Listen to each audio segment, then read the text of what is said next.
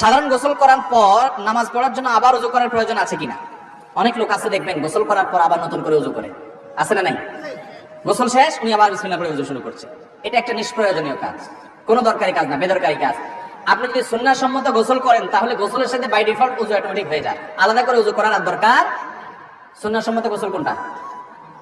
আপনি গোসলের জন্য যখন ওয়াশরুমে ঢুকলেন, প্রথম কাজ হবে শরীরে বা কাপড়ে কোনো জায়গায় নাপাক থাকলে সেই নাপাকটাকে ডলে আগে ধুয়ে ফেলেন, ভালো করে ডলে পরিষ্কার করে ফেলছেন, আলহামদুলিল্লাহ, প্রথম কাজ শেষ। এরপর দ্বিতীয় কাজ কি? এবার দুই হাতের কবজি ভালো করে ধুয়ে কুলি করেন, নাকে পানি দেন, মুখ ধোন 3 বার, হাতের কনুই পর্যন্ত 3 বার ধোন, দুনো হাত, মাথা মাসায় করেন। ওযুর সব কাজগুলো শেষ, শুধু একটা বাকি আছে, পা ধোয়া। পা ধোয়াটা থাকুক বাকি। এবার আপনি মাথায়, কাঁধে, শরীরে পানি ঢেলে গোসল করেন। ওয়াশরুম থেকে বের হওয়ার সময় 2 পা একেবারে ইয়া পর্যন্ত, টাকনু পর্যন্ত ধুয়ে এরপর আপনি বের হয়ে চলে যান। তাহলে ওযু এবং গোসল একসাথে হয়ে গেছে, আলাদা ওযু করার দরকার